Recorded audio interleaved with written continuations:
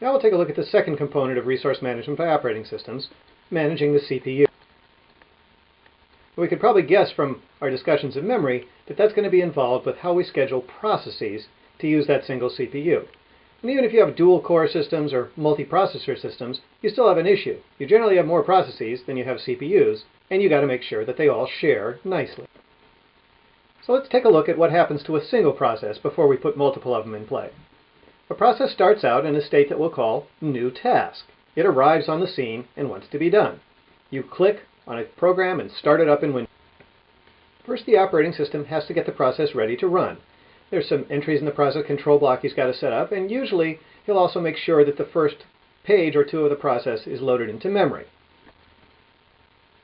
Then when the CPU becomes available, you can do what's called a dispatch, and basically load the base register, set the program counter to 0, and let the program rip. It'll start running.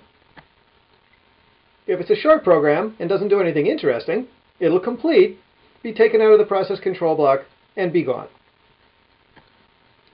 Most processes, however, want to do some input-output somewhere. Want to get something from the user, want to read something from the internet, or they may just have to wait for the Windows system to let them write something to the screen. In that case, they'll become what's known as blocked. They can't do anything until that event completes or until they manage to get input from the user. When they do get their input, or their event completes, then they can go back on the ready list. They generally don't go back to running immediately. They'll be placed on the ready list, and then, again, when the CPU is available, the operating system will put them back into the running state. Now let's take a look at what happens to two processes and what that all means in terms of the CPU. Well, here's two very simple programs. I'm using PEP8 because we understand how to read that code, where we just load some stuff out of memory, take a look at it, branch around, add some things, store some things, and go ahead. And we'll say we're just going to run two copies of this same program. Two processes, one program. We've got it open in, say, two windows on the system. If the one on the left started first, then as soon as that process is ready, the operating system will put it into its running state. And you can see it will process 3 instructions and then hit the decimal input instruction, whereupon the user is going to have to do something before it can continue. Noticing that, the operating system will put it into a blocked state. Before he does, however, he's going to have to save what's in the accumulator and save the current program counter. Those will be associated with the process control block. So when we give the guy his computer back, we can use what's in the accumulator and the program counter, because we're about to give that up to the process on the right. For that task, we're going to have to load his base register, clear the accumulator, because he doesn't want stuff in it from the beginning. He's probably assuming it's going to be 0. Set his program counter to 0, and then let him rip. And not surprisingly, he'll execute the same 3 instructions, and then he'll block, waiting for I. We'll save whatever he left in the accumulator, along with his program counter, and now we just have to wait for one of those inputs to complete. Let's say it's the guy on the left. As soon as he completes, the operating system will then load the base register again for process 1, restore his accumulator, restore his program counter, and let him go continue processing.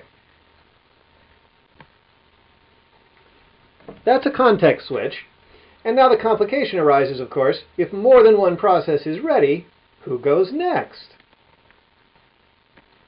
Well, let's look at a couple of strategies. Taking a page from the memory management book, let's look at first come, first served. Now, I'm assuming that for whatever reason we have 4 jobs here ready to go, and their run times are as indicated in the table. Well, job 1 was there just before the other guys, so we'll let him have a first crack at the CPU.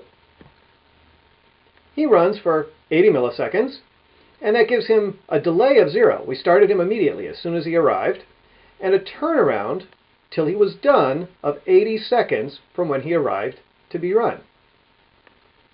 Now that he's complete, we'll give the second job a shot. He runs for his 100 milliseconds, but he was delayed 80 at the beginning, so his total turnaround time is the sum of those, or 180. From the time he showed up the door wanting service, it took him 180 milliseconds until he was satisfied.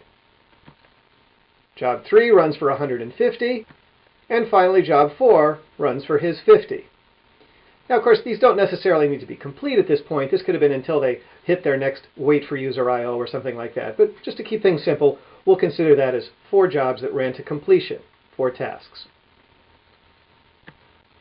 Now, statistically, what can we say about what happened here?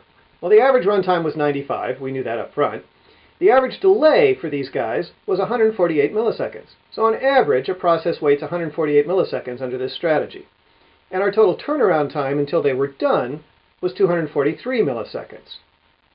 Now, it's a little painful for job 4, who only wanted to run for 50 milliseconds, to have a turnaround time worse than anybody else's. So sometimes we look at that and we sort of weight the turnaround times by how big it was in the first place. We can call that delay percentage, if you will. How much was he delayed from the beginning versus how much did he actually need to run?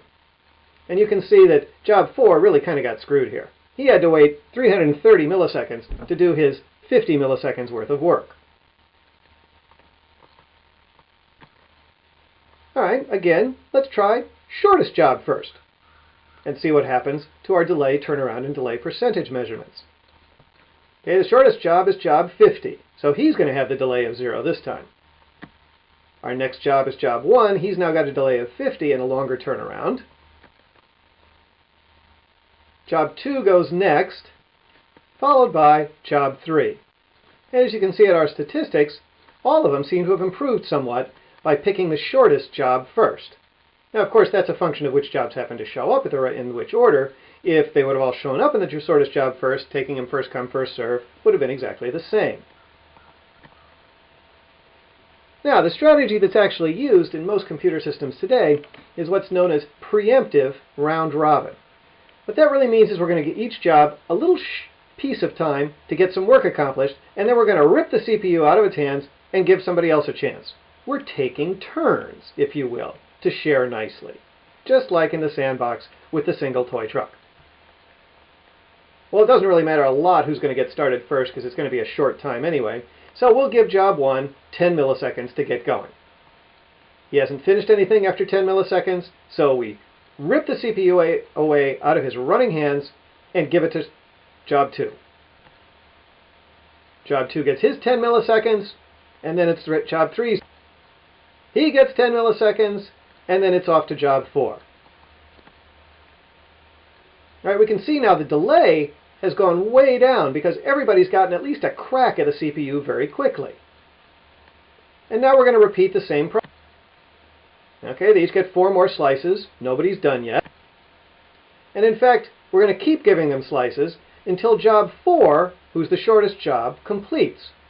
All right, this sounds pretty good. The shortest guy gets done first, and I'll bet you the longest guy is going to stay in there the longest. Sure enough, 2 more slices, and job 2 is done. Or job 1 is done. 3 more slices after that, and job 2 is done. And finally, job 3 gets the whole CPU to himself because everybody else is complete, and he finishes up. Notice that all 3 of these strategies took exactly the same length of time for everybody to get finished. But when we look at what happened to our delay, turnaround, and delay percentages, they're very different. In fact, shortest time first scores pretty well on all of those. Preemptive round robin does really well on the delays, but it actually slows down just about every job, which sort of makes sense. Nobody gets through there in their allotted time unless they're really, really short. So, which of these strategies should we use? Well, again, what are we trying to accomplish? What's fair given our particular environment? First come, first serve, well, it sounds fair, and it's certainly easy to implement. Shortest job first, well, that sounds good, unless you happen to be a long job, of course. But the other challenge with this is trying to figure out in advance how long somebody's going to use the CPU. We could ask them to volunteer that information, but would they lie? We could see what they ran the last time, and that might be an indication of what they're going to run the next time. But some guessing is involved to make that strategy. The round robin sounds kind of harsh because we have to rip CPUs away from people's still breathing hands, but it also lets everyone make some progress very quickly. And it has this effect that short jobs tend to finish sooner than longer jobs. But it's complicated, and you can guess it's probably more expensive to implement. So it puts more overhead on everybody. Well, and in reality, the overall situation is better than that, but it's also more complicated. Lots of processes tend to block very frequently. They wait for input, they wait for their output, they wait for page swaps, they wait for something coming over the internet. So a lot of things can cause a process to block and voluntarily give up the CPU. It's not all that common, in fact, that you have to rip it away before the time slice is complete. Think of what happens when you're sliding a mouse around a window. There's a lot of interrupts from the mouse that process wants to hear about. The other problem is, of course, this interacts with our memory management strategy.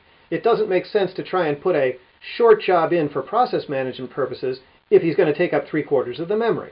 So you have to actually balance those two, which is why the job gets very artistic in some cases, and there is really no well-understood complete solution for it. We also tend to run things with priority, and this helps a lot. Now, priority doesn't just mean that you're the president, or the principal, or the teacher. It actually has a function of what's going on in your process. Let's think about somebody that we had to rip the CPU away from, and in fact we've had to rip it away from them the last 16 times we gave it to them.